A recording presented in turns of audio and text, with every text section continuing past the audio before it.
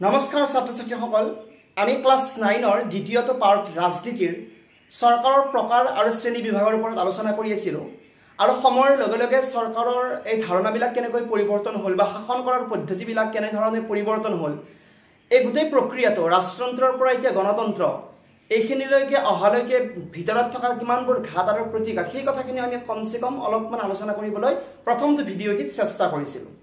আজি আমি তোমালোকৰ এই ক্লাছ 9 ৰ দ্বিতীয়টো ভিডিঅ' পাৰ্ট 2 পলিটিক্যাল সায়েন্সৰ তাত আমি সংসদীয় চৰকাৰ, ৰাষ্ট্ৰপতীয় চৰকাৰ, এককেন্দ্ৰিক চৰকাৰ আৰু যুক্তৰাষ্ট্ৰীয় চৰকাৰৰ বিষয়ে আলোচনা কৰিম।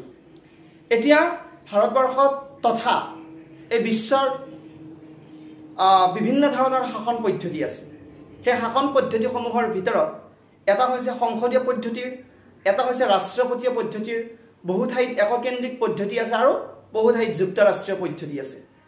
কৰবাত যুক্তৰাষ্ট্ৰীয় থাকিলেও তাত এককেন্দ্ৰিক বৈশিষ্ট্য কিছুমান আছে, কৰবাত সংসদীয় পদ্ধতিৰ চৰকাৰ থাকিলেও তাত কিছু সংখ্যক এককেন্দ্ৰিক বা যুক্তৰাষ্ট্ৰীয়ৰ প্ৰভাৱ আছে। এনেধৰণেও কিছুমান চৰকাৰ চলি আছে।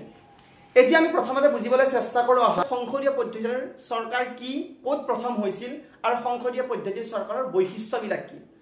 সংসদীয় পদ্ধতিৰ চৰকাৰৰ যেটা আবিৰ্ভাৱ সেইটো প্ৰথমে হৈছিল ইংলেণ্ডত।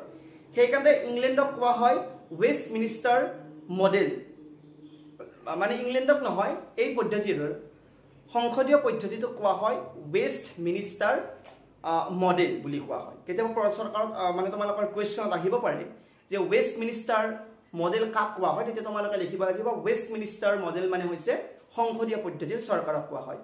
কাৰণ এইটো ইংলেণ্ডত হৈছিল, ৱেষ্ট পশ্চিমত হৈছিল, সেইকাৰণে এই পদ্ধতিটোক তেনেধৰণে কোৱা হয়।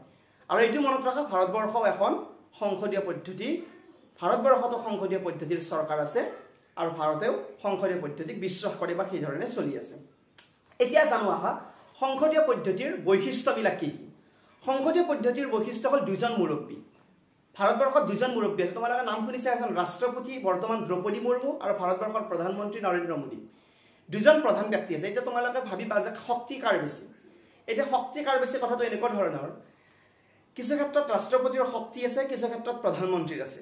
কিন্তু মেইনলি কনষ্টিটিউশ্যন বা আমি যিটো জানো সেইটো মতে হ'ল ভাৰতবৰ্ষৰ যিটো প্ৰকৃত কাৰ্যপালিকা বা প্ৰকৃত মুৰব্বীজন হৈছে প্ৰধানমন্ত্ৰী, ৰাষ্ট্ৰপতি নহয়। ৰাষ্ট্ৰপতিৰ নামত সকলোবোৰ পাৱাৰ্ছবিলাক সংসদ কনষ্টিটিউশ্যনে বা আমাৰ সংবিধানে সকলোবিলাক ক্ষমতা ৰাষ্ট্ৰপতিক দিছে। কিন্তু ৰাষ্ট্ৰপতিক দিয়া মানে এনেকুৱা নহয় যে ৰাষ্ট্ৰপতি প্ৰয়োগ কৰিব।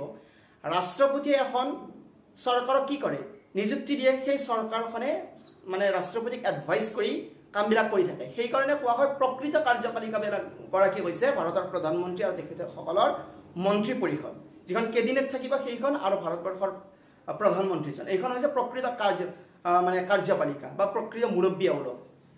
দ্বিতীয়তে হৈছে কাৰ্যপালিকাৰ সদস্যসকল বিধানমণ্ডলৰো সদস্য হ'ব লাগিব। সেইটো কথা এনেকুৱা ধৰণৰ, যিবিলাক মন্ত্ৰী হ'ব, কাৰ্যপালিকা মানে মন্ত্ৰী, যিবিলাক মন্ত্ৰী হ'ব সংসদীয় পদ্ধতিৰ চৰকাৰত মন্ত্ৰী হোৱাৰ আগত তেওঁ বিধায়ক বা MLA বা MP বা সাংসদ হ'ব লাগিব। তাৰপিছতে তেওঁ মন্ত্ৰী হোৱাৰ যোগ্যতা অৰ্জন কৰিব। তৃতীয়টো হৈছে বিধানমণ্ডল আৰু কাৰ্যপালিকাৰ ওচৰ সম্বন্ধ। সংসদত যিহেতু কাৰ্যপালিকা সকলো থাকিব আৰু বিধানমণ্ডলৰ সদস্য সকলো থাকিব, আৰু কাৰ্যপালিকাও বিধানমণ্ডলৰ একোজন যিহেতু সদস্য, তেওঁলোকৰ ওচৰত এটা সম্বন্ধ থাকিব যে ময়ো MLA, তুমিও MLA, হয়তো মই মন্ত্ৰী হ'লো আমাৰ চৰকাৰ থকাৰ কাৰণে, তথাপি তোমাৰ সমস্যাখিনি মোক ক'ব পাৰিবা আৰু মই ছল্ভ কৰিবলৈ ইজি হ'ব বা সহজ হ'ব। এইটো ওচৰ সম্বন্ধৰ কথা কোৱা হৈছে। তাৰপিছত মন্ত্ৰী পৰিষদ বিধানমণ্ডলৰ ওচৰত দায়বদ্ধ। যিখন মন্ত্ৰী পৰিষদ থাকিব সেই গোটেই মন্ত্ৰী পৰিষদখন দায়বদ্ধ হ'ব কাৰ ওচৰত, বিধানসভাৰ ওচৰত, বিধানমণ্ডলৰ ওচৰত। যিবিলাক বিধায়ক থাকিব তেওঁলোকৰ ওচৰত কিন্তু দায়বদ্ধ হ'ব এই পৰিষদখন, মন্ত্ৰী পৰিষদখন। আৰু শেষৰটো তোমালোকৰ কিতাপত দিছে মন্ত্ৰী পৰিষদৰ সামূহিক দায়বদ্ধতা। মন্ত্ৰী গোটেই পৰিষদখনৰ এটা সামূহিক দায়বদ্ধতা আছে। কেনেকৈ দায়বদ্ধতা,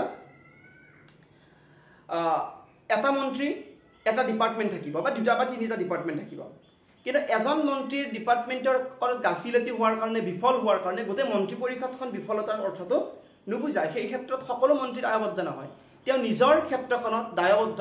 মই ধৰিলোঁ শিক্ষা বিভাগটো চলাইছোঁ, মই শিক্ষা ক্ষেত্ৰখনত দায়বদ্ধ। কোনোবাই জলসিঞ্চন বিভাগ, কোনোবাই স্বাস্থ্য বিভাগ চলাইছে, তেওঁ নিজে নিজে স্বাধীনভাৱে এটা এটা ক্ষেত্ৰত দায়বদ্ধ হ'ব লাগিব। সেই কথাখিনিও সংসদীয় পদ্ধতিত আছে। এতিয়া আমি আলোচনা কৰোঁ ৰাষ্ট্ৰপতীয় পদ্ধতিৰ চৰকাৰৰ বিষয়ে। এতিয়া ৰাষ্ট্ৰপতীয় পদ্ধতিৰ চৰকাৰ ক'ত আছে বা কেনেধৰণে আছে, এই কথাটো যদি আমি চাওঁ তেতিয়া আমি মনত পৰিব আমেৰিকাৰ কথা। কাৰণ আমেৰিকাত ৰাষ্ট্ৰপতীয় চৰকাৰ আছে। বৰ্তমান জো বাইডেন হৈছে তাৰ ৰাষ্ট্ৰপতি, আৰু ৰাষ্ট্ৰপতিয়েই সেইখন ৰাষ্ট্ৰৰ মানে সৰ্বক্ষমতা ব্যক্তি, এনেকুৱা ধৰণৰ কথা। যদিও বা কাৰ্যপালিকা, ন্যায়পালিকা আৰু বিধানমণ্ডল সকলোৰে মাজত নিজা নিজা স্বাধীনতা আছে, তথাপিতো মেইন ক্ষমতা বুলি কোৱাৰ লগে লগে ৰাষ্ট্ৰপতিৰ কথাটো আমাৰ মনলৈ আহে। এতিয়া তাৰ বৈশিষ্ট্য কেনেকুৱা ধৰণৰ, তাত আমি সংসদীয় পদ্ধতিৰ কথা কওঁতে আমি দুজন মুৰব্বীৰ কথা কৈছিলোঁ। এজন হৈছে দেশৰ মুৰব্বী ৰাষ্ট্ৰপতি, এজন হৈছে চৰকাৰৰ মুৰব্বী প্ৰধানমন্ত্ৰী। কিন্তু ৰাষ্ট্ৰপতীয় চৰকাৰত এজনেই মুৰব্বী, সেইজন ৰাষ্ট্ৰপতি। তেওঁ চৰকাৰৰ মুৰব্বী, তেওঁ দেশৰ মুৰব্বী, অৰ্থাৎ এজন ব্যক্তি তাত সৰ্বে সৰ্বা। দ্বিতীয়তে ক্ষমতাৰ পৃথকীকৰণ নীতি। মই সেইটো ক'লোঁ যে তাৰ যিটো বিধানমণ্ডল মানে বিধায়কসকল, তাৰ সাংসদসকলৰ নিজা কাম, কাৰ্যপালিকা বা ৰাষ্ট্ৰপতি তেওঁলোকৰ নিজা কাম, আৰু ন্যায়পালিকা তেওঁলোকৰ সুপ্ৰিম কোৰ্ট, তেওঁলোকৰ হাইকোৰ্ট, তেওঁলোকৰ নিজা নিজা স্বাধীন, কোনেও কাকো হস্তক্ষেপ কৰিব নোৱাৰে। দ্বিতীয় হৈছে ৰাষ্ট্ৰপ্ৰধানৰ নিৰ্দিষ্ট কাৰ্যকাল। কিন্তু তোমালোকে ভাৰতবৰ্ষত কেনেকুৱা ধৰণৰ হয়, ভাৰতবৰ্ষত এটা ছিষ্টেম থাকে, একক সংখ্যাগৰিষ্ঠতা বা সংখ্যাগৰিষ্ঠতা চৰকাৰখনে চৰকাৰ গঠন কৰি থাকে। কিন্তু যেতিয়া কোনোবা 5-10জন ব্যক্তিয়ে নিজৰ দলটোৰ পৰা গৈ আন এটা দলত যোগদান কৰাৰ লগে লগে চৰকাৰখন ভাঙি যায়। ভাঙি যোৱাৰ লগে লগে কি হয়, চৰকাৰখন 5 বছৰ নহওঁতে কেতিয়াবা নচলা হৈ যায়। কিন্তু ৰাষ্ট্ৰপতীয় চৰকাৰত কি, নিৰ্বাচন হোৱাৰ পিছত একদম 5 বছৰলৈ চলিব। যদিহে কোনো ৰাষ্ট্ৰপতিৰ বিৰুদ্ধে মহা অভিযোগ সংবিধান উলংঘন কৰাৰ কাৰণে নাহে, একদম গতানুগতিকভাৱে 5 বছৰ তেওঁলোকৰ চৰকাৰখন চলিব, কোনেও সেইখন ভাঙিব নোৱাৰে। আৰু বিধানমণ্ডলে তেনেধৰণে 5 বছৰ কাৰ্যকাল সুন্দৰভাৱে চলায়। আৰু তাৰ হৈছে কেবিনেট বুলি কোৱাৰ লগে যিখন ৰাষ্ট্ৰপতিৰ লগত মন্ত্ৰীসভা থাকিব, যেনে নৰেন্দ্ৰ মোদীৰ লগত কেবিনেট এখন আছে, ঠিক তেনেকৈ ৰাষ্ট্ৰপতিৰ লগত আছে। কিন্তু তাৰে কেবিনেট মন্ত্ৰীসকলৰ ইমান ক্ষমতা নাথাকে। তেওঁলোকে মাত্ৰ ৰাষ্ট্ৰপতিক এডভাইচ কৰে বা পৰামৰ্শ দিয়ে, এইটো কাম কৰক, এনেকৈ দেশখনক ডেভেলপ কৰক, পৰামৰ্শহে দিয়ে। বেছি স্বাধীনতা নাই। বেছি স্বাধীনতা আছে ৰাষ্ট্ৰপতিৰ হাতত। অনমনীয় সংবিধান, তেওঁলোকৰ যিখন সংবিধান আছে সেই সংবিধান হৈছে অনমনীয় মানে সহজে তাক পৰিৱৰ্তন কৰিব নোৱাৰি। কিন্তু ভাৰতবৰ্ষৰ সংবিধানখন আমি কিমানবাৰ সংশোধন কৰিছোঁ, কিবা পৰিস্থিতি প্ৰয়োজন সাপেক্ষে, সময়ৰ প্ৰয়োজন সাপেক্ষে আমি সময়ৰ লগে লগে কি কৰিছোঁ, আমি তাক সংশোধন কৰিছোঁ বা পৰিৱৰ্তন কৰি লৈছোঁ, যে এনেধৰণে কৰি লোৱাৰ পিছত জনসাধাৰণৰ ভাল হ'ব।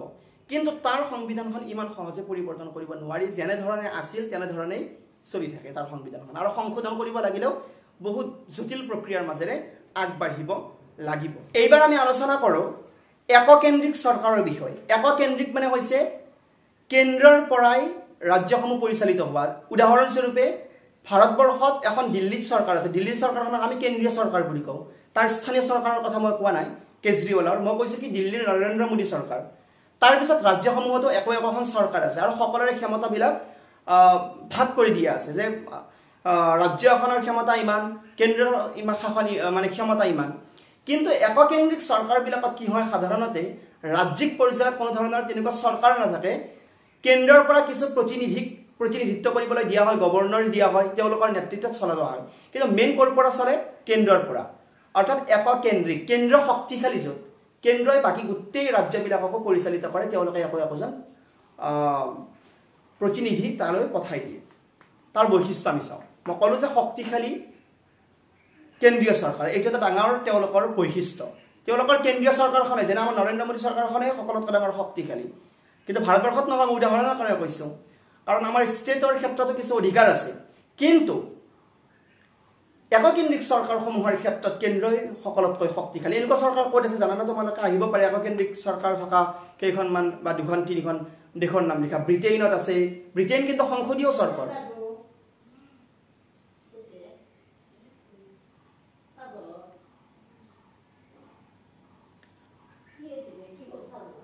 এইবিলাক চৰকাৰ হৈছে এনেকুৱা ধৰণৰ চৰকাৰ ক'ত আছে? ব্ৰিটেইনত আছে, ফ্ৰান্সত আছে, জাপান, ইটালী, নেদাৰলেণ্ড আছে। কিন্তু ব্ৰিটেইন এখন সংসদীয়, আমি আগতে পঢ়িলোঁ যে ব্ৰিটেইনতেই সংসদীয় পদ্ধতিৰ সৃষ্টি হৈছিল। কিন্তু সংসদীয় হ'লেও এককেন্দ্ৰিক চৰকাৰ তাত, অৰ্থাৎ তাত যিখন কেন্দ্ৰ চৰকাৰ সেইখন হৈছে সকলোতকৈ শক্তিশালী। তাৰপিছত হৈছে একক নাগৰিকত্ব। একক নাগৰিকত্বটো আমাৰো এটা গুণ, কাৰণ এককেন্দ্ৰিক চৰকাৰবিলাকত এটাই থাকিব, তেওঁলোকৰ দেশখনৰ নামটো লৈয়ে নাগৰিক হ'ব। যেনে আমি ভাৰতীয়, আমি অসমীয়াত আমাৰ নাগৰিকত্ব নহয়, আমাৰ স্বাভিমানী কথা, সেইটো জাতীয়তাবাদী কথা। কিন্তু আমাৰ পৰিচয়, কিন্তু আমাৰ নাগৰিকত্ব বুলি ক'লে সিটিজেনশিপৰ কথা ক'লে আমি কিন্তু ভাৰতীয়কে কওঁ যেন ইণ্ডিয়ান হয় না ঠিক তেনেকৈ এইটো এককেন্দ্ৰীয় চৰকাৰৰ গুণ আমাৰ ভাৰতবৰ্ষত সংসদীয় পদ্ধতিতে এইটো আছে তাৰপিছত নমনীয় সংবিধান প্ৰয়োজন সাপেক্ষে কি কৰিব পাৰে সংবিধানখন সংশোধন কৰিব পাৰি এককেন্দ্ৰিক চৰকাৰত এইকেইটা তোমালোকে মনত ৰাখিবা তাৰপিছত আহা যুক্তৰাষ্ট্ৰীয়ৰ আমি দুইটামান বৈশিষ্ট্য চাই লওঁ যুক্তৰাষ্ট্ৰীয় চৰকাৰ মানে কি এটা আমেৰিকা যুক্তৰাষ্ট্ৰখন হৈছে ৰাষ্ট্ৰপতীয় চৰকাৰ দ্বিতীয়টো কথা কৈছে তেওঁলোক যুক্তৰাষ্ট্ৰীয় চৰকাৰ হয়নে কথাবিলাক একেই আমাৰ সংসদীয় পদ্ধতিৰ এককেন্দ্ৰিক বৈশিষ্ট্য আছে যুক্তৰাষ্ট্ৰীয় বৈশিষ্ট্য আছে এই ক্ষমতাৰ বিকেন্দ্ৰীকৰণৰ কথা কৈছে ক্ষমতাৰ বিকেন্দ্ৰীকৰণ মানে কি কেন্দ্ৰীয় চৰকাৰ আৰু অংগৰাজ্যবিলাকৰ চৰকাৰৰ মাজৰ ক্ষমতাৰ ভাগ বিতৰণ যুক্তৰাষ্ট্ৰীয় চৰকাৰৰ প্ৰধান বৈশিষ্ট্য এটা আমাৰ গুণ যে কিছুমান ক্ষমতা আমি কেন্দ্ৰীয় চৰকাৰৰ আছে কিছুমান ক্ষমতা আমাৰ অসম চৰকাৰৰ আছে এই যে ক্ষমতাৰ বিকেন্দ্ৰীকৰণ এইটো হৈছে যুক্তৰাষ্ট্ৰীয়ৰ বৈশিষ্ট্য আৰু ইয়াৰ সম্পূৰ্ণৰূপে 100% এইটো এপ্লাই হয় ক'ত আমেৰিকা যুক্তৰাষ্ট্ৰত দ্বিতীয়টো হৈছে ক্ষমতাৰ পৃথকীকৰণ যুক্তৰাষ্ট্ৰীয় চৰকাৰ তিনিটা অংগ কাৰ্যপালিকা ন্যায়পালিকা আৰু বিধানমণ্ডল তিনিও স্বাধীন আৰু তিনিৰে নিজা নিজা ক্ষমতা আছে কোনেও কোনো হস্তক্ষেপ কৰিব নোৱাৰে লিখিত আৰু দৃঢ় সংবিধান এখন অনমনীয় সংবিধান তাত দেখিবলৈ পোৱা যায় লিখিত সংবিধান থাকে কঠোৰ হয় সংবিধানখন কোনেও পটকৈ তাক সলনি কৰিম বুলি কৰিব নোৱাৰে দুই প্ৰকাৰৰ চৰকাৰ থাকে যুক্তৰাষ্ট্ৰীয় চৰকাৰ দুই প্ৰকাৰৰ চৰকাৰ এবিধ কেন্দ্ৰীয় চৰকাৰ আৰু আনবিধ ৰাজ্য পৰ্যায়ৰ চৰকাৰ থাকে দুইবিধ চৰকাৰে নিজা নিজা সংবিধান থাকে আমাৰ আছে যে কেন্দ্ৰীয় চৰকাৰ আছে ৰাজ্যিক পৰ্যায়ৰ চৰকাৰ আছে কিন্তু এটা বস্তু আমাৰ নাই আমাৰ নিজা সংবিধান নাই অসমীয়াৰ নিজা সংবিধান নাথাকে আসাম সংবিধান আমাৰ কথাবিলাক সব মিল আছে যদি অলপ অলপ পৰিৱৰ্তন থাকে কৰবাত দ্বৈত নাগৰিকত্ব এইটো আমাৰ তাত নাই এইটো আমেৰিকাত পুৰো আছে আমেৰিকাৰ তেওঁলোকৰ দেশীয়তা নাগৰিকত্ব পাব আৰু যিখন ৰাজ্যৰ পৰা তেওঁলোক বিলং কৰে সেইখন ৰাজ্যৰো একোটা তেওঁলোক হ'ব নাগৰিক স্বাধীন ন্যায়পালিকা তাত কঠোৰ ন্যায়পালিকা কোনো হস্তক্ষেপ কৰিব নোৱাৰে তাৰ ন্যায়পালিকা একদম কঠোৰ এইটো কথা তোমালোকে মনত ৰাখিবা এইকেইটা হৈছে যুক্তৰাষ্ট্ৰীয় চৰকাৰৰ বৈশিষ্ট্য আৰু তোমালোকে ভালকৈ এবাৰ অধ্যয়নটো পঢ়ি চাবা তাৰ দুখ গুণবিলাক দিয়া হৈছে মই তোমালোকৰ গোটেইখিনি দিলে ভিডিঅ'টো দীঘল হ'ব সেইকাৰণে ভাবিলোঁ এনেধৰণে বৈশিষ্ট্যখিনি কওঁ আৰু তোমালোকে নিজে এবাৰ পঢ়ি চাবা আৰু ইম্পৰ্টেণ্ট কুৱেশ্যনখিনি লিখি ল'বা ধন্যবাদ